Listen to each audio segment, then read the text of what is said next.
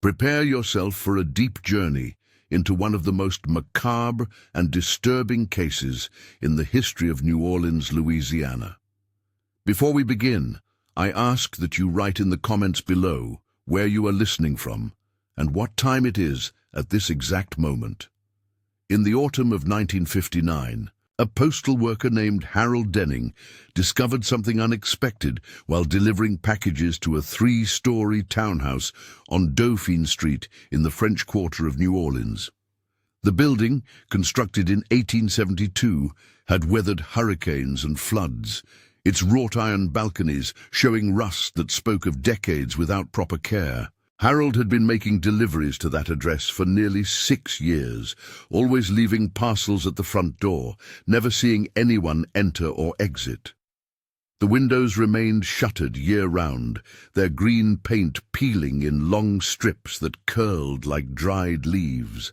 On that particular October afternoon, he noticed the front door standing open for the first time, revealing a darkness so complete it seemed to absorb the sunlight reaching toward it. Harold knocked 3 times, calling out as postal regulations required. No response came. He stepped inside, just far enough to leave the package in the entrance hall, and immediately noticed the smell. It was not the smell of decay, as one might expect from an abandoned building. Instead, it carried notes of iron and salt, mixed with something medicinal that reminded him of the hospital where his mother had spent her final weeks. The floor beneath his feet felt sticky, and when he looked down, he saw his shoe had adhered slightly to the hardwood. Dark stains spread across the planks in patterns that suggested liquid had pooled and dried repeatedly in the same locations. He left the package and departed quickly, mentioning the incident to no one until 3 weeks later, when the building's owner, a man named Clement Broussard, failed to collect his mail for 14 consecutive days. The postal supervisor contacted the local authorities on November 7, 1959. 2 officers from the New Orleans Police Department arrived at the Dauphine Street address at approximately 3 in the afternoon. Officer Raymond Thibault and Officer Marcus Webb approached the building with caution, noting the same open door Harold had encountered weeks earlier. The smell had intensified, though it remained difficult to categorize. Officer Thibault would later describe it in his report as resembling a combination of rust, vinegar, and something he could not name. The officers entered with flashlights, as the interior remained dark despite the afternoon sun. Every window had been covered not just with shutters, but with heavy fabric nailed directly into the walls, blocking any natural light from penetrating the space. The entrance hall contained nothing unusual at first glance. A narrow staircase led to the upper floors, its banister carved from dark wood that had absorbed years of humidity. To the left, a sitting room held furniture arranged as if awaiting guests who would never arrive. Chairs faced each other in perfect symmetry. A low table sat between them, its surface empty except for a thin layer of dust. The officers proceeded down a hallway extending toward the back of the building, their footsteps creating hollow echoes that seemed to multiply in the confined space. At the end of the hall, they found a door that had been reinforced with additional locks, 3 deadbolts installed at different heights, all currently unlocked and hanging open. Beyond that door lay a basement, accessible only by a steep set of wooden stairs. Officer Webb descended first, his flashlight beam cutting through air that felt noticeably cooler than the rest of the house. The basement had been divided into several sections by cloth partitions hanging from the ceiling, creating separate spaces within the larger room. In the first section, they discovered 12 narrow cots arranged in 2 rows of 6. Each cot held a thin mattress covered with a white sheet that had yellowed with age. At the foot of each cot sat a wooden box, approximately 2 feet long and 1 foot wide. Officer Thibault opened the first box and found it contained medical supplies, glass syringes, still in their paper wrappings, rubber tubing, cotton swabs, and several bottles of clear liquid with handwritten labels indicating sodium citrate solution. The second section of the basement contained what appeared to be a makeshift laboratory. A long table held various pieces of glassware, beakers, funnels, collection vessels, and a series of glass tubes connected by rubber hosing. Everything had been arranged with precise care, each item positioned at exact intervals from its neighbors. Beside the table stood a metal cabinet with glass doors, inside which sat dozens of sealed bottles filled with dark red liquid. Each bottle bore a label with a date and a set of initials. The dates ranged from March of 1956 to October of 1959.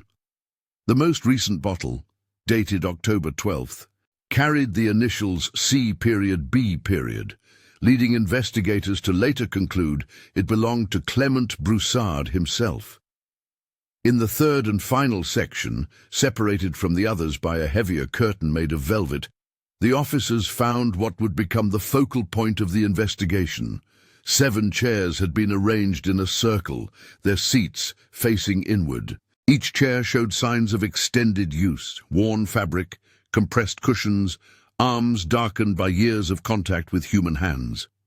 In the center of the circle sat a small table holding a leather-bound journal, a fountain pen, and a silver bowl approximately 8 inches in diameter. The bowl contained dried residue that later analysis would confirm as human blood. The journal lay open to a page dated October 11th, 1959, with an entry written in careful script that read, "The threshold approaches. We have maintained the practice for 1,273 days. Tonight, we will reach the culmination. Each member has contributed without fail. The veil has never seemed thinner." Officer Thibault photographed the scene while Officer Webb began documenting the contents of the journal, which would eventually be entered into evidence as Item 7 in Case File 4-3-5-9. The journal contained entries spanning from March 14, 1956 to that final entry in October. Each entry documented what the writer referred to as sessions, describing in clinical detail the process by which members of what they called the Circle contributed blood donations. The volume carefully measured and recorded.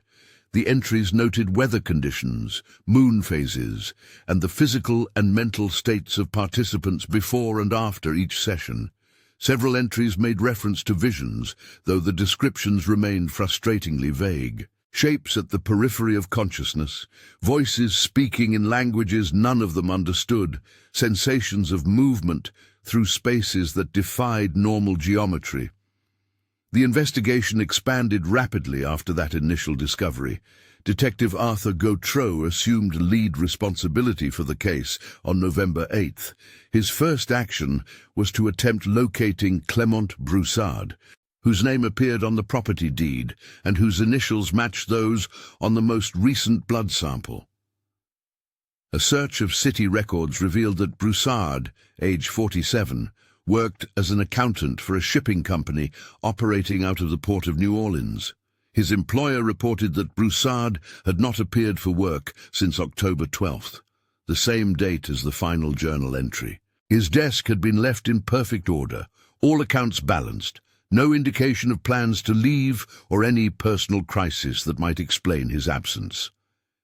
Detective Gautreau's team began the process of identifying the other members of the Circle by cross-referencing the initials found on blood sample labels with the journal entries. The journal occasionally mentioned members by first name only, providing enough information to narrow the search. Over the following 2 weeks, investigators identified 6 individuals in addition to Broussard: Margaret Dulac, a librarian at the main branch of the New Orleans Public Library, age 39, Thomas Arnaud, a medical supply salesman, age 44, Vivian Claiborne, a widow who lived alone in the Garden District, age 52, Father Joseph Mercier, a retired priest who had left the church under circumstances the diocese declined to discuss, age 61, Simone Gauthier, a piano teacher who gave lessons from her home on Esplanade Avenue, age 41, and Dr. Lawrence Pritchard, a physician who had lost his medical license in 1953 following allegations of improper conduct with patients, age 56. None of these individuals could be located. Their homes showed signs of deliberate abandonment, clothing left in closets, food in pantries, personal items arranged as if the occupants intended to return momentarily. In each residence, investigators found the same peculiar detail: a small silver bowl, identical to the one discovered in Broussard's basement, placed in a prominent location. Margaret Dulac's bowl sat on her dining room table. Thomas Arnaud's rested on his bedside table. Vivienne Claiborne's occupied the center of her living room mantelpiece. Father Mercier's had been positioned on a bookshelf in his study. Simone Gautier's sat atop her piano. Dr. Pritchard's bowl remained on the desk in his home office. Each bowl contained dried blood residue, matching the pattern found in Broussard's basement. The disappearance of 7 individuals simultaneously suggested coordination rather than coincidence. Detective Gautreau theorized they had planned their departure carefully, timing it to follow what they considered the completion of their 3-year ritual. But questions remained about their destination and their ultimate fate. Interviews with neighbors, family members, and associates revealed a consistent pattern. Each member of the circle had gradually withdrawn from social connections over the years preceding 1959. They attended fewer gatherings, declined invitations, offered vague explanations for their increasing isolation. Several witnesses reported that the individuals seemed to be waiting for something, though none could articulate what that might be. Margaret Dulac's sister, interviewed on November 15th, provided information that would prove significant to understanding the group's origins. She recalled that Margaret had attended a lecture series at Tulane University in the winter of 1955 to 1956. The lectures, organized by the Department of Philosophy, explored various historical approaches to understanding consciousness and mortality. Margaret had become particularly interested in the final lecture, delivered by a visiting scholar whose name the sister could not recall. This scholar had discussed obscure practices from medieval Europe, specifically mentioning groups who believed that systematic blood donation could alter consciousness in ways that allowed glimpses into what lay beyond physical death. Margaret had returned from that lecture transformed, speaking of possibilities that her sister found disturbing enough to avoid further discussion. Investigators contacted Tulane University, requesting information about philosophy lectures delivered during the winter of 1955 to 1956. The department secretary, after considerable searching through dusty filing cabinets, located a schedule indicating that a guest lecturer named Dr. Ernst Kellner had delivered 3 presentations in February of 1956. Dr. Kellner, described in university records as a researcher specializing in historical religious practices, had been visiting from somewhere in Europe, though the exact institution remained unclear. The university had no forwarding address for Dr. Kellner, and no records indicated whether he had remained in the United States after completing his lecture series. The content of Dr. Kellner's lectures became a focus of investigation. The philosophy department chairman, Professor Edmund Marsh, recalled attending one of the presentations. He described Dr. Kellner as a man of perhaps 60 years, thin to the point of appearing unwell, with an accent suggesting German or Austrian origin. The lecture Professor Marsh attended had focused on a practice Dr. Kellner called voluntary exsanguination meditation, which he claimed had been performed by small groups throughout history, particularly during periods of social upheaval or religious persecution.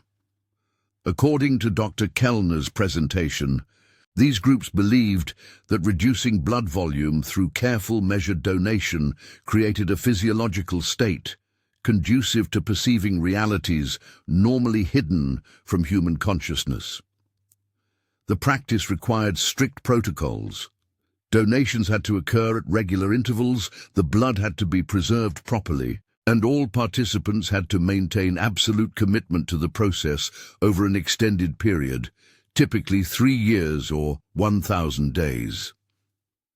Professor Marsh had found the lecture intellectually interesting but ultimately dismissed it as historical curiosity rather than practical methodology. He expressed surprise that anyone would attempt to recreate such practices, noting that Dr.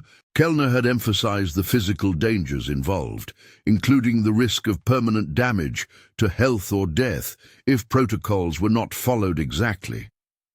After the lecture series concluded, Professor Marsh had no further contact with Dr. Kellner and assumed the visiting scholar had returned to Europe.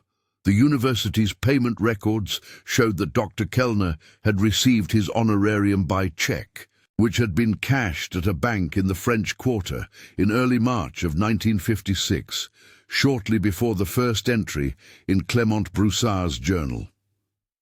Detective Gautreau obtained copies of Dr. Kellner's lecture notes from the university archives. The notes, written in a mixture of English and German, outlined the historical precedents for voluntary exsanguination meditation in detail far more extensive than what had been presented publicly. Kellner referenced a 16th-century text called the Codex Sanguinis, allegedly compiled by a group operating in southern Germany during the Protestant Reformation. This codex described a systematic approach to achieving what its authors called the threshold vision, a state in which practitioners claimed to perceive the boundary between life and death with sufficient clarity to understand what awaited on the other side. The practice required participants to donate blood at precise intervals, storing each donation in silver vessels that would be buried with them upon death, the theory being that this blood, separated from the body but preserved, would serve as a kind of anchor or map to guide consciousness through the transition. The lecture notes included diagrams showing the recommended schedule of blood donations, beginning with small amounts and gradually increasing volume as participants' bodies adapted to the process. Kellner had calculated that over 3 years, each participant would donate approximately 30% of their total blood volume, spread across regular sessions designed to avoid causing permanent damage. The notes emphasized that all donations must be preserved, labeled, and stored in a cool, dark location, and that participants must maintain detailed records of their physical and mental states throughout the process. Most significantly, the notes warned that the practice was not without risk. Several historical accounts mentioned practitioners who had pushed too far, donating too much or too frequently, resulting in physical collapse or psychological deterioration from which they never recovered. As investigators pieced together the activities of Broussard's circle, a disturbing picture emerged. The group had followed Kellner's protocols with obsessive precision.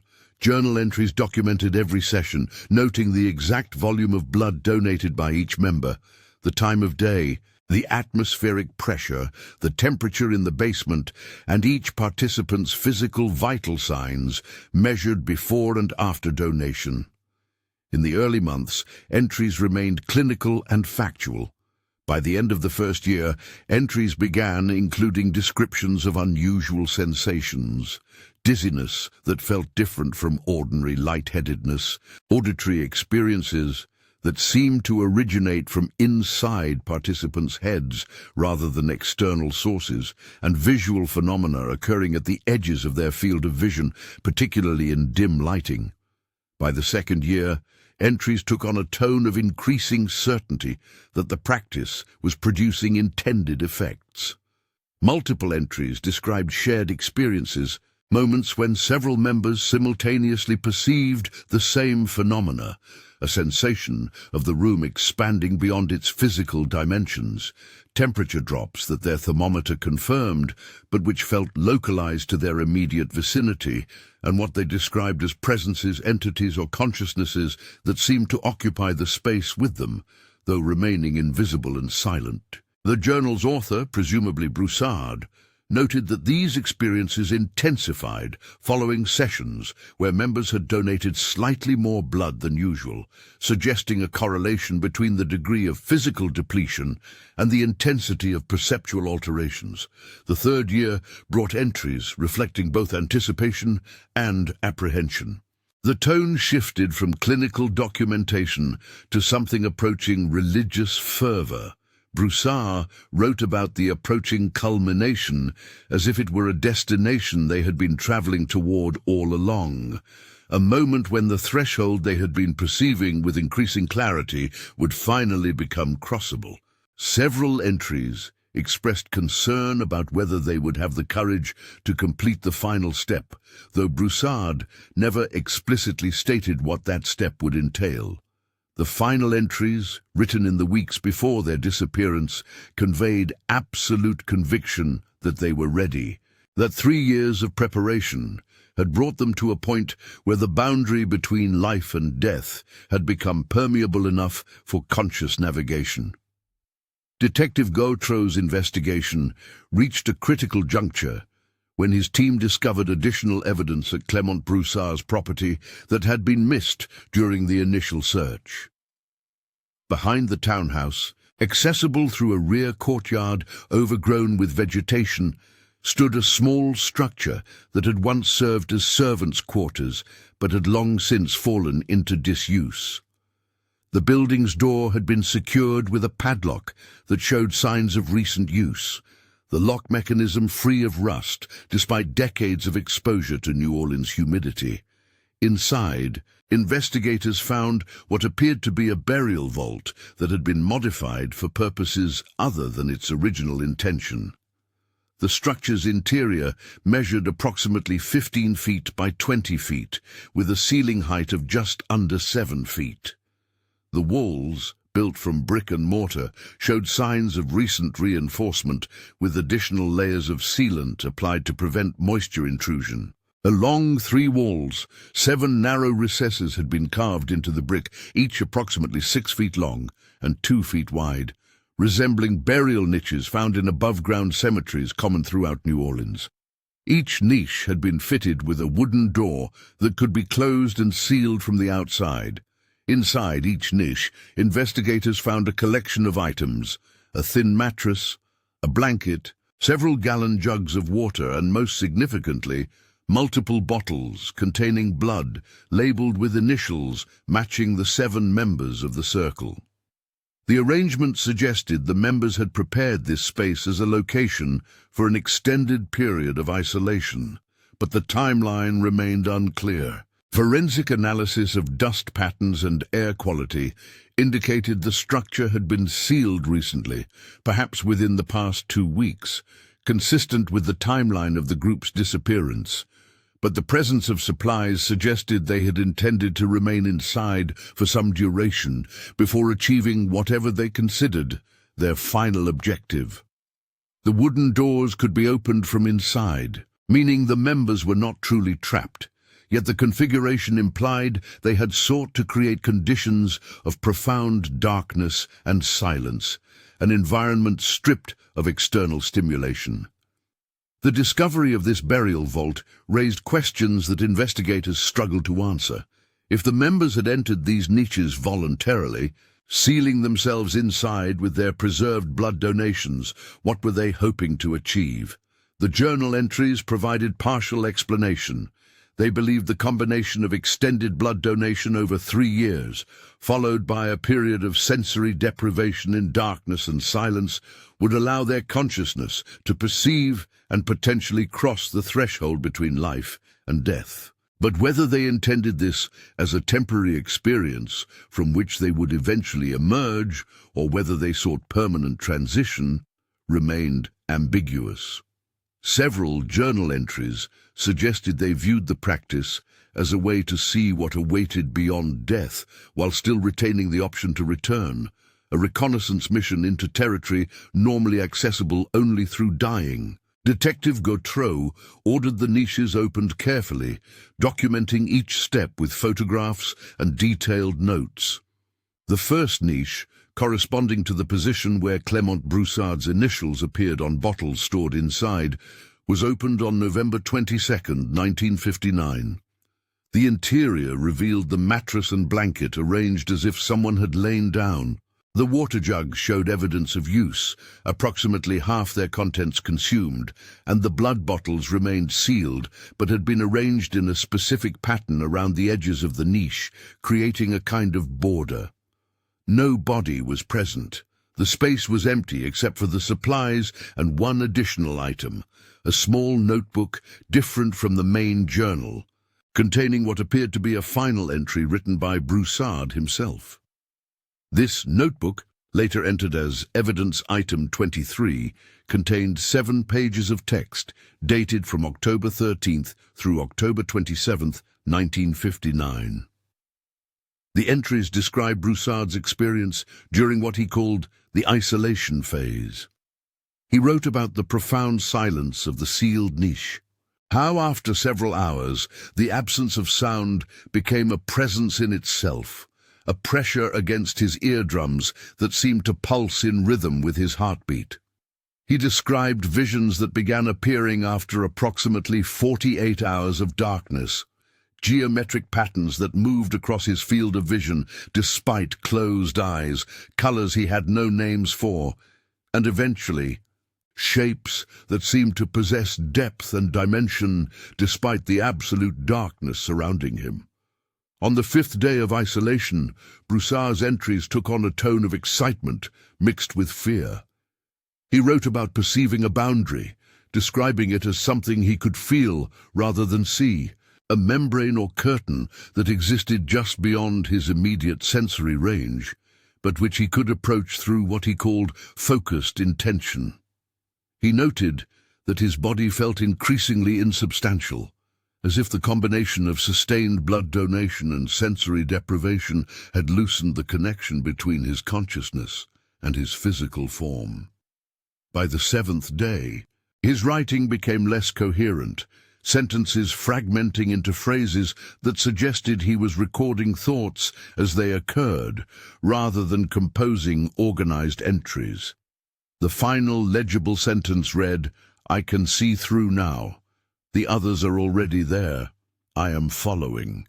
The remaining 6 niches revealed similar conditions: supplies partially consumed, blood bottles arranged in careful patterns, and in each case, a small notebook containing entries describing experiences that paralleled Broussard's account. Margaret Dulac's notebook described perceiving what she called threads of light, connecting her to something vast and incomprehensible. Thomas Arnaud wrote about hearing voices that spoke in perfect silence, communicating without sound. Vivienne Claiborne's entries focused on a sensation of expansion, her consciousness stretching beyond the confines of her body and the niche containing it. Father Mercier's notebook contained prayers written in Latin, followed by declarations that he had found what he had been seeking since leaving the church. Simone Gautier described music she could not hear with her ears, but felt vibrating through her entire being. Dr. Pritchard's final entries were the most clinical, attempting to catalogue his experiences using medical terminology, describing alterations in proprioception and temporal perception that he believed indicated a fundamental shift in consciousness. All 7 notebooks ended abruptly. Final entries dated October 27, 1959. None of the authors described leaving the niches or returning to ordinary consciousness. The entries simply stopped, as if the writers had put down their pens and departed for a destination that required no further documentation. But the niches were empty. No bodies, no clothing beyond what had been left folded beside the mattresses. No physical evidence that anyone had died within those spaces. The only traces remaining were the consumed supplies, the carefully arranged blood bottles, and the notebooks bearing witness to experiences that existed at the boundary of articulation. Detective Gautreau consulted with medical experts attempting to understand what might have happened to 7 individuals who had systematically depleted their blood volume over 3 years and then sealed themselves in darkness for 2 weeks. Dr. Harold Wexler, a hematologist at Charity Hospital, reviewed the journal entries and calculated that each member of the circle would have donated between 35 and 40% of their total blood volume over the 3-year period. While the human body can regenerate blood cells, the sustained and repeated donations described in the journal would have placed enormous stress on each participant's system. Dr. Wexler noted that such practices could result in chronic anemia, weakened immune function, and potentially permanent damage to bone marrow responsible for blood cell production. More significantly, Dr. Wexler explained that severe anemia creates neurological effects, dizziness, confusion, hallucinations, and in extreme cases, altered states of consciousness that might be mistaken for mystical or transcendent experiences. The visions and perceptions described in the journal entries could be explained as symptoms of prolonged oxygen deprivation to the brain resulting from reduced red blood cell counts. Combined with 2 weeks of sensory deprivation, malnutrition, and dehydration in the sealed niches, the members of the circle would have been in profoundly altered physical and mental states. Dr. Wexler suggested they might have emerged from the niches in conditions of severe disorientation, possibly lacking the cognitive capacity to understand where they were or what they were doing, and wandered away from the site before succumbing to their depleted conditions somewhere else. This theory prompted extensive searches of the surrounding area. Police officers and volunteers conducted grid searches of the French Quarter and adjacent neighborhoods, checking abandoned buildings, vacant lots, and areas near the Mississippi River where bodies might have been concealed by vegetation or debris. The searches continued for 3 weeks, extending into mid-December of 1959, but produced no results. No bodies were discovered. No witnesses came forward reporting sightings of disoriented individuals matching the descriptions of the 7 missing persons. It was as if they had simply ceased to exist the moment they put down their pens and stopped writing in their notebooks. Alternative theories emerged as the investigation continued.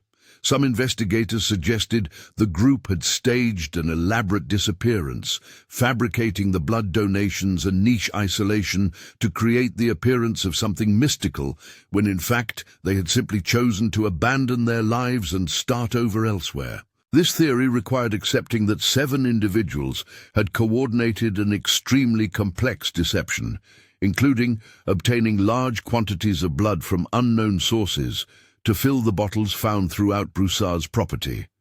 Testing confirmed the blood in the bottles matched the blood types of the 7 missing persons, based on medical records, but this evidence was not considered definitive proof the blood had actually come from those individuals, rather than being obtained through other means.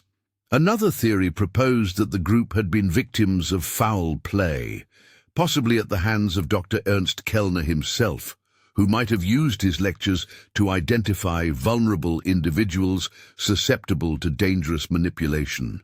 This theory suggested Kellner had encouraged them to engage in practices he knew would be fatal, perhaps for purposes of conducting some kind of twisted research experiment.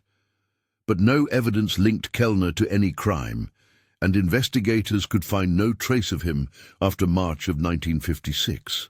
The bank where he had cashed his university check had no records beyond that single transaction. Immigration authorities found no record of anyone by that name entering or leaving the country during the relevant time period. It was as if Dr. Ernst Kellner had appeared solely to deliver his 3 lectures and then vanished as completely as the 7 individuals who had attended them.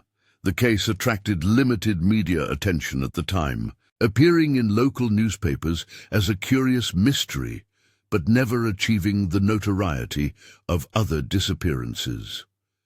Part of this resulted from the New Orleans Police Department's decision to release minimal information to the press, concerned that detailed reporting might inspire copycat behavior or cause unnecessary panic. The official position maintained that 7 individuals had disappeared under circumstances suggesting possible voluntary departure, and the investigation remained active but had produced no definitive conclusions about their fate. Family members were informed that the case would remain open, but that without new evidence, investigators had exhausted available leads. In January of 1960, Detective Gautreau made a final attempt to locate Dr. Ernst Kellner by contacting universities and research institutions throughout Europe.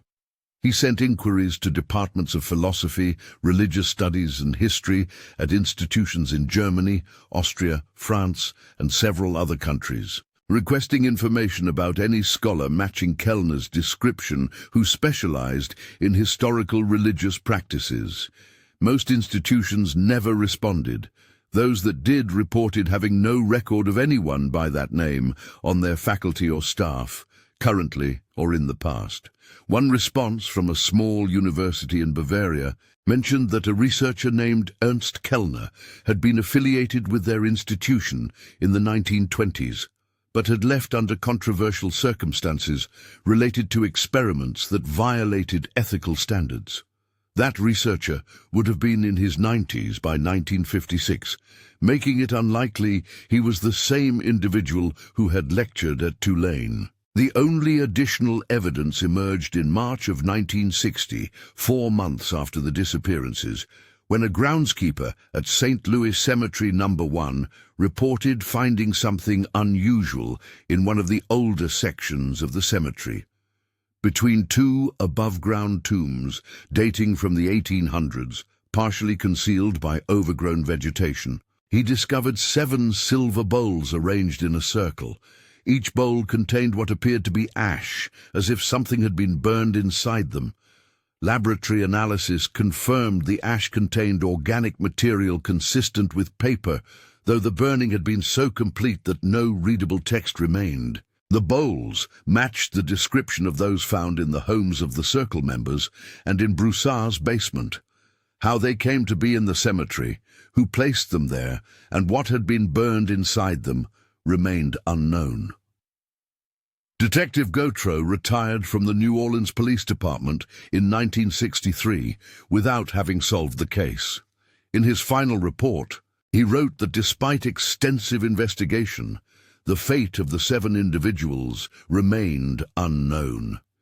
He concluded that they had likely died as a result of their practices, their bodies perhaps disposed of in the Mississippi River or concealed in locations that had not yet been searched. He noted that the case demonstrated the dangers of individuals becoming isolated within belief systems that encouraged behavior detrimental to their health and well-being. His report made no mention of the possibility that the group's beliefs about crossing thresholds between life and death might have had any basis in reality, treating their disappearance as a tragedy resulting from delusion rather than an outcome of successfully achieving what they sought. The Dauphine Street townhouse remained empty for several years following the investigation.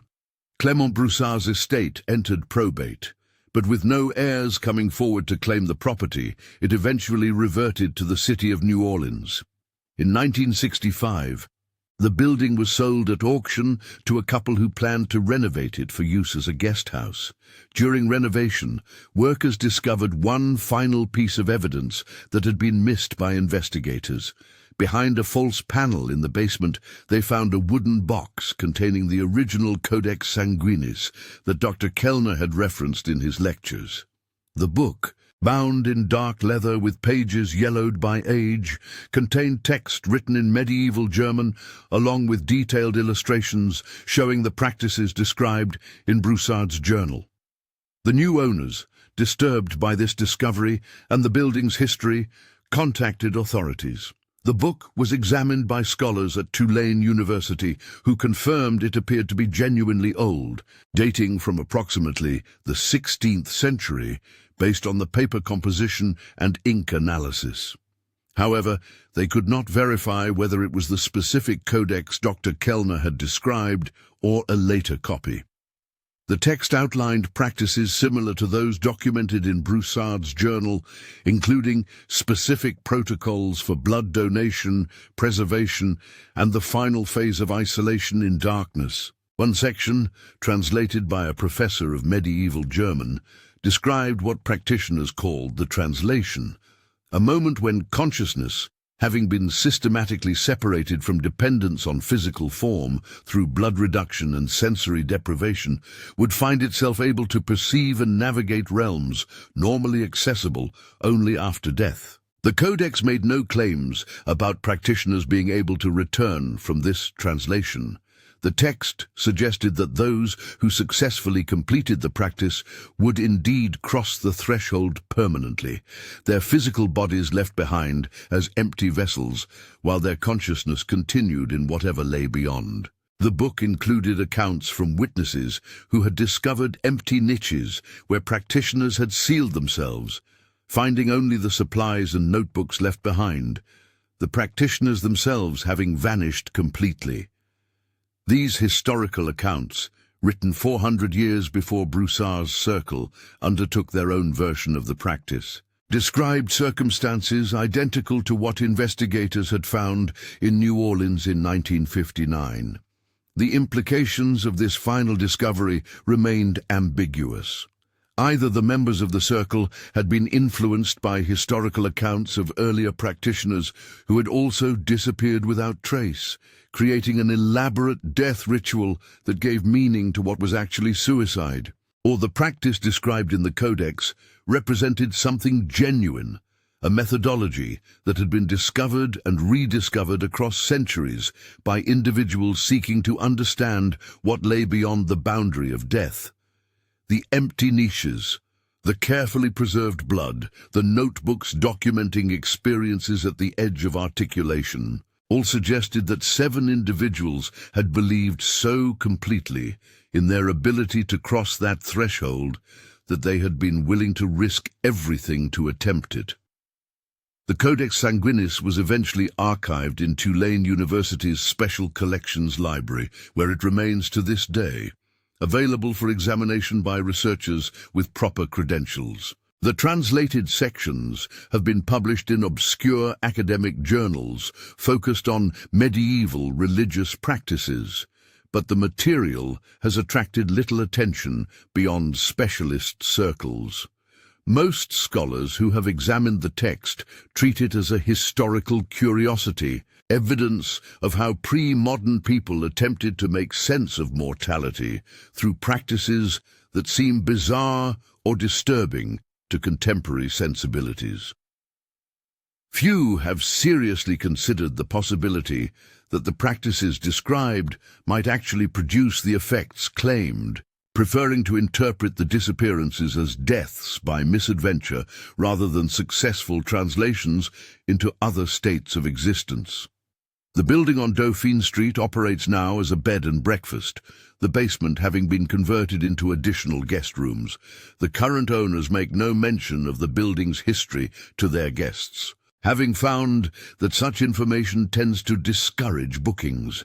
The small structure in the rear courtyard where the niches were discovered has been demolished and replaced with a garden featuring tropical plants suited to New Orleans climate. No marker indicates what occurred at that location in the autumn of 1959. The silver bowls found in St. Louis Cemetery No. 1 were eventually disposed of by the police department when storage space became an issue, their evidentiary value considered minimal, given that the case had gone cold. None of the 7 missing persons have ever been found. No bodies have surfaced. No witnesses have come forward claiming to have seen them after October of 1959. Their families, what few remained, eventually held memorial services without bodies to bury, accepting that their loved ones were gone, even if the circumstances of their departure remained unclear. Margaret Dulac's sister died in 1968, without ever learning what happened to Margaret. Thomas Arnaud's brother searched for him intermittently until his own death in 1974. Vivienne Claiborne had no surviving family. Father Mercier's former parish held a memorial mass in 1961, though church officials declined to comment on why he had left the priesthood. Simone Gauthier's piano students remembered her as an excellent teacher who had seemed increasingly distracted in the months before her disappearance. Dr. Pritchard's colleagues at the hospital where he had worked before losing his license recalled him as brilliant but troubled. Clement Broussard's employer eventually replaced him, his position filled by someone who had no knowledge of what the previous accountant had been pursuing outside working hours.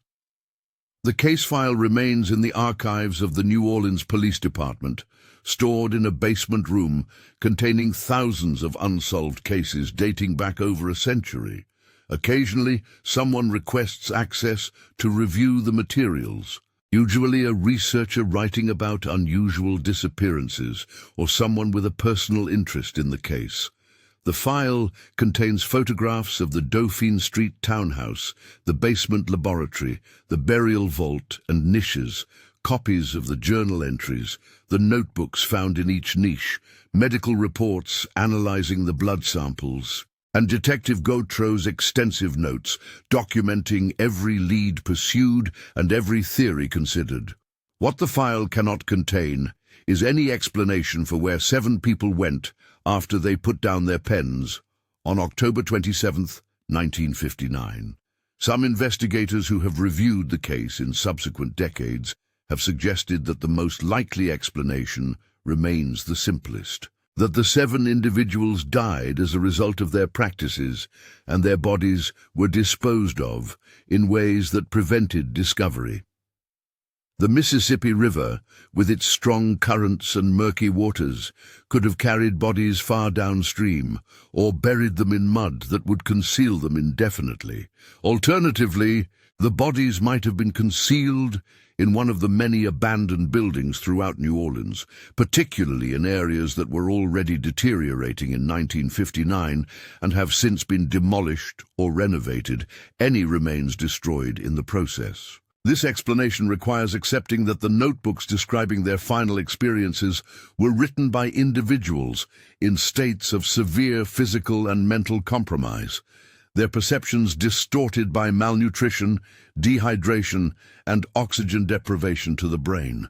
But this explanation leaves questions unresolved. If the group members died in their niches, who removed the bodies? The wooden doors could be opened from inside, but there was no evidence anyone had exited. The niches remained sealed when investigators arrived, yet they were empty. If someone else removed the bodies, that person left no trace, no fingerprints, no disturbances to the careful arrangements of blood bottles and supplies. And if the members somehow emerged from the niches in their depleted states and wandered away, why has no trace of them ever been found? New Orleans is not so large a city that 7 disoriented individuals could vanish without a single witness reporting something unusual. The alternative explanation, the one that most investigators refuse to seriously consider, is that the practice described in the Codex Sanguinis and documented in Broussard's journal actually achieved what its practitioners believed it would achieve. That through 3 years of systematic blood reduction, followed by 2 weeks of sensory deprivation, 7 individuals managed to alter their consciousness in ways that allowed them to perceive boundaries invisible to ordinary awareness, and that having perceived those boundaries, they chose to cross them. This explanation requires accepting that consciousness can exist independently of physical form, that death is not an ending, but a transition, and that it might be possible, under specific circumstances, to navigate that transition deliberately rather than waiting for it to occur through natural or accidental means. No evidence supports this interpretation beyond the testimonies contained in the notebooks themselves, documents written by individuals who were demonstrably in compromised physical and mental states at the time of composition. The visions they described, the sensations of expansion and boundary crossing, the perceptions of other presences and alternate dimensions, all can be explained as hallucinations produced by brains deprived of adequate oxygen and sensory input.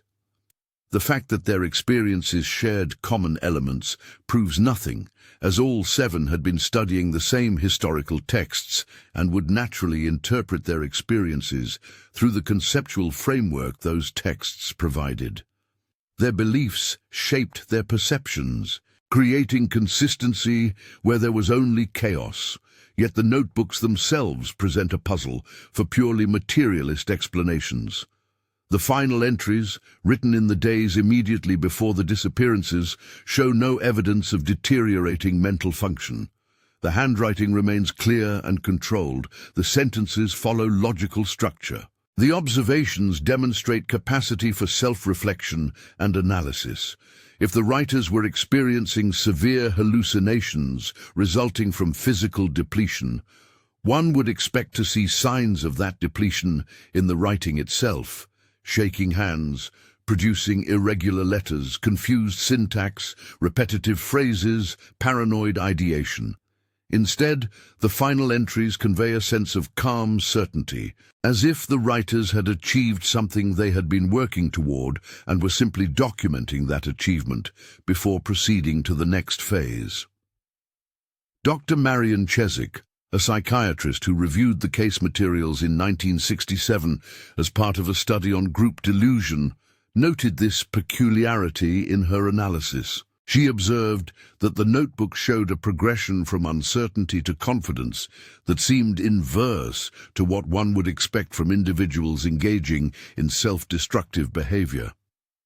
Most people who are slowly dying, whether through illness or voluntary practices like starvation, exhibit increasing anxiety and desperation as their condition worsens. The circle members showed the opposite pattern, increasing peace and assurance as their physical states declined.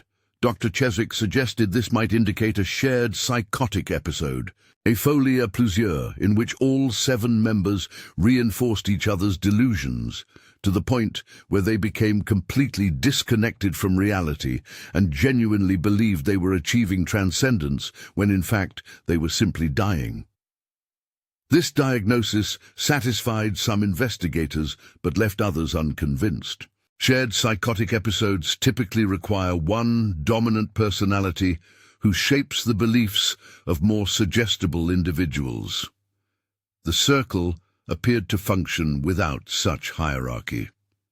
The journal entries, though written primarily by Clement Broussard, included observations and experiences reported by all members, and showed no evidence of a single individual directing the other's thoughts or experiences. If anything, the entries suggested a group of peers who were collaborating on a shared investigation, each contributing observations and insights that advanced their collective understanding. The dynamic more closely resembled a research team than a cult leader and followers. In 1973, a graduate student in anthropology at Louisiana State University named Daniel Reeves wrote his dissertation on historical practices of voluntary blood reduction, using the Broussard Circle as his primary case study. Reeves conducted extensive research into similar practices from other cultures and time periods, discovering that voluntary exsanguination for spiritual purposes appeared independently in medieval Europe, certain Sufi traditions, and among some pre-Columbian peoples in Mesoamerica.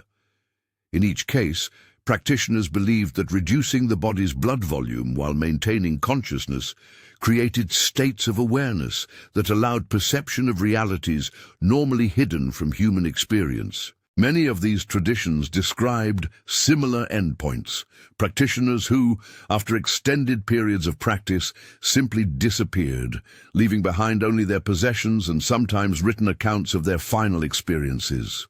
Reeves argued in his dissertation that these practices represented a genuine cross-cultural discovery of a technique that did produce altered states of consciousness, though he stopped short of claiming those states allowed actual perception of post-mortem existence or the ability to transition into such existence while still physically alive.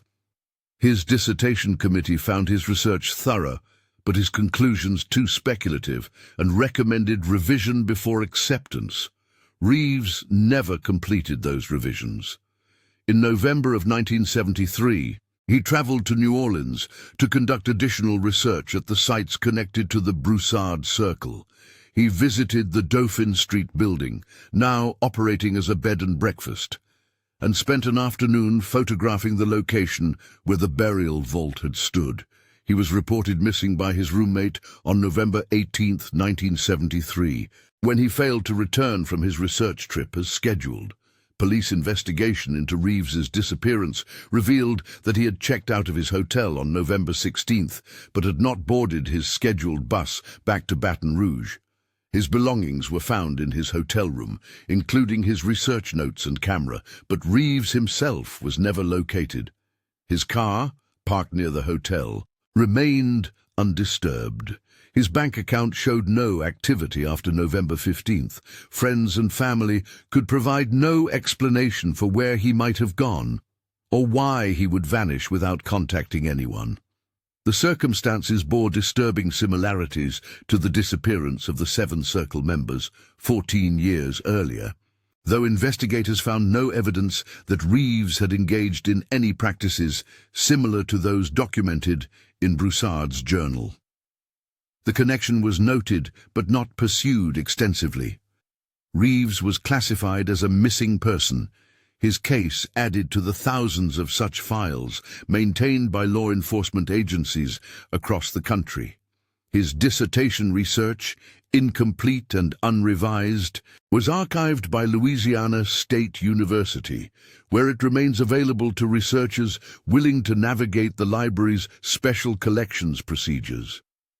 The section of his work dealing specifically with the Broussard Circle includes photocopies of documents from the police investigation that Reeves had obtained through public records requests. These copies now represent some of the most accessible versions of those materials, as the original case file remains difficult to access without specific authorization. One document Reeves obtained, but apparently never analyzed in detail, was a maintenance log from Charity Hospital covering the period from 1956 through 1959. The log documented routine inspections of medical supply storage areas, including notations about inventory discrepancies. Over the 3-year period, the hospital recorded the gradual disappearance of specific supplies: sodium citrate solution used as an anticoagulant for blood storage, sterile glass bottles suitable for blood collection, rubber tubing for phlebotomy procedures, and various other items that matched exactly the supplies found in Broussard's basement. The amounts missing were small enough that they never triggered formal investigation, written off as normal shrinkage or documentation errors. But when aggregated over 36 months, the missing supplies totaled precisely the quantities needed to support the practices described in Broussard's journal. This discovery suggested that someone with access to hospital supplies had been systematically acquiring materials for the Circle's activities. Dr. Lawrence Pritchard, one of the 7 missing persons, had worked at Charity Hospital until losing his medical license in 1953. Though no longer employed there, he might have maintained contacts who could facilitate acquiring supplies without attracting attention. Alternatively, Thomas Arno's work as a medical supply salesman would have given him legitimate access to similar materials through commercial channels. The fact that the Circle had obtained everything they needed without leaving obvious trails demonstrated planning and forethought inconsistent with the actions of individuals caught in delusional thinking. As decades passed, the case of the Broussard Circle faded from public memory, remembered only by researchers interested in unusual disappearances and by those specifically studying the history of fringe spiritual practices. The participants' names appeared occasionally in books about unsolved mysteries or collections of strange Louisiana folklore, but always as footnotes, brief mentions in longer works covering numerous cases. None of the 7 achieved the notoriety of more famous missing persons, partly because their disappearance occurred before the era of widespread media coverage. and partly because the circumstances were too strange to fit comfortably into conventional narratives about missing persons. The building on Dauphine Street changed hands several times over the years. Each set of owners learned about the building's history, usually through neighbors willing to share local legends, and each had to decide how to respond to that knowledge. Most chose silence, reasoning that disclosure would hurt their property values or business prospects. A few owners reported experiencing unusual phenomena, sounds coming from the basement when no one was down there, and cold spots that appeared without explanation, and a persistent sense of being watched that made them uncomfortable in certain rooms. These reports were never verified and might represent nothing more than the power of suggestion acting on people who knew what had occurred in the building decades earlier. In 2003, a paranormal investigation team requested permission to examine the property, hoping to document evidence of supernatural activity related to the Broussard Circle. The current owners declined, citing concerns about their guests' comfort and the potential for negative publicity. The team conducted external observations only, recording electromagnetic readings from the street and photographing the building from public vantage points. Their findings, published on their website, claimed to show anomalous readings consistent with residual spiritual energy, but without access to the interior, they could not conduct the thorough investigation they believed necessary to document the full extent of the phenomena. The question that has never been satisfactorily answered is what happened in those niches during the 2 weeks between October 12th and October 27th, 1959. The notebooks provide partial documentation, but they end before the critical moment, whenever that was. Did the 7 members of the circle die in their sealed chambers, their bodies somehow removed by an unknown party before investigators arrived? Did they emerge in states of such severe disorientation that they wandered away and died elsewhere, their remains still undiscovered after more than half a century? Or did they achieve what they believed they would achieve, their consciousness somehow separating from their physical forms in a way that left no bodies behind because there were no bodies to find? The first explanation requires accepting an elaborate cover-up by someone who had reason to remove 7 bodies without leaving traces. But who that person might be and what their motivation could have been remains unclear. The second explanation requires accepting that 7 bodies could remain hidden in New Orleans for 60 years, despite extensive development and redevelopment of the city, which strains credulity, given how thoroughly the area has been searched and reconstructed over decades. The third explanation requires accepting possibilities that fall outside the framework of conventional understanding about consciousness, death, and the relationship between mind and body. Evidence exists to trouble each explanation, but not enough to definitively support any single theory. The case remains officially unsolved, with the 7 missing persons still listed in databases of cold cases maintained by law enforcement agencies. Occasionally, someone contacts the New Orleans Police Department claiming to have new information about the disappearances. These tips have ranged from psychic visions to claims of sighting one of the missing persons in another city to conspiracy theories involving government experiments or organized crime. None have led to breakthrough developments. The case remains exactly where it was left in 1960, a collection of documented facts that point toward conclusions no one can prove. What can be stated with certainty is that 7 individuals, ranging in age from 39 to 61, spent 3 years engaged in a practice they believed would allow them to perceive and potentially cross the boundary between life and death. They documented their process meticulously, leaving behind hundreds of pages of journal entries and notebooks describing their experiences and observations. They acquired and preserved substantial quantities of their own blood, storing it in bottles labeled with their initials and arranged with ritualistic precision. They prepared a location where they could seal themselves in darkness and silence, and they entered that location willingly, bringing supplies sufficient to sustain them for approximately 2 weeks. After that point, they vanished completely, leaving no trace beyond their notebooks and the carefully arranged evidence of their practices. Whether their vanishing represents successful achievement of what they sought, tragic death resulting from delusion and self-destruction, or something else entirely, remains unknown. The empty niches found by investigators in November of 1959 have never yielded their secrets. The 7 silver bowls discovered in St. Louis Cemetery No. 1, containing ash that might have been the final remnants of documents too sensitive or sacred to preserve, offer no clarity. The Codex Sanguinis, archived at Tulane University, describes practices and outcomes, but provides no proof that those descriptions represent anything beyond the fevered imaginings of medieval mystics, desperate to believe death was not an ending. The case stands as a reminder of the limits of investigation and the persistence of mystery, despite our best efforts to illuminate it. 7 people believed something strongly enough to risk everything testing whether that belief corresponded to reality. They left documentation of their process and their experiences, but documentation cannot answer the fundamental question: were they right? Did they discover something genuine about the nature of consciousness and mortality?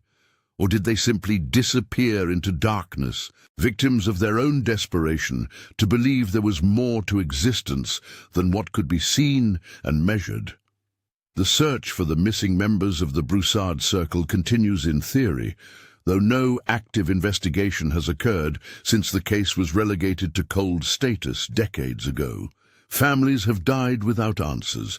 Property has changed hands. The city of New Orleans has transformed around the sites where the Circle conducted their practices, new buildings rising where old ones stood, new residents occupying spaces once marked by mystery. The passage of time has not brought clarity, only distance.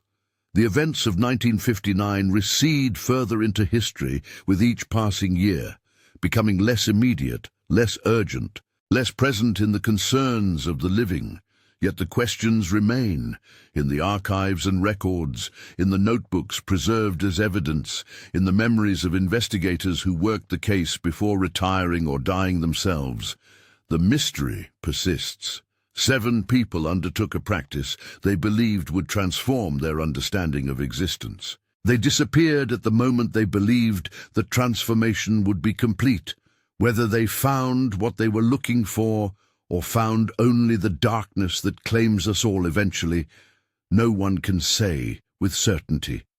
The threshold they sought remains as invisible to those who did not cross it as it was before they began their journey toward it. And perhaps that is the final lesson of the Broussard Circle, that some questions cannot be answered by investigation, some mysteries will not yield to documentation and analysis, and some thresholds can only be understood by those willing to cross them, knowing that crossing means leaving behind everything and everyone in the world we think we know. The 7 members of the Circle crossed their threshold on October 27, 1959, or they died believing they were crossing it.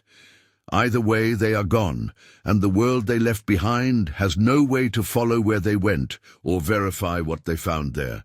The case file remains in its box in the archives, available to those who request access and demonstrate legitimate research purposes. The building on Dauphine Street continues to host guests who sleep in rooms unaware of what occurred in the basement below them.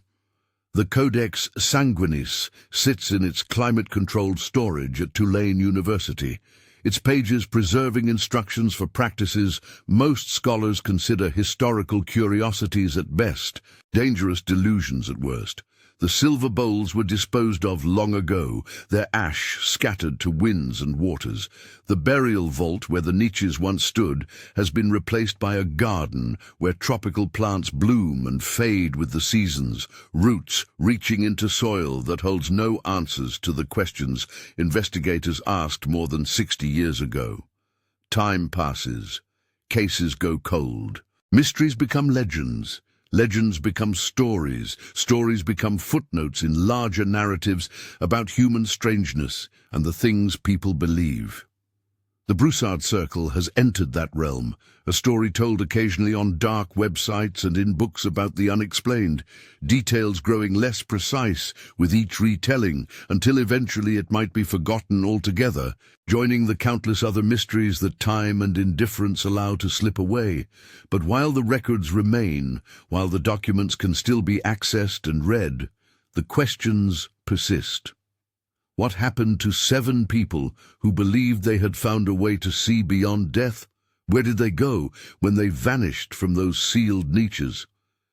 And most troubling of all, were they wrong?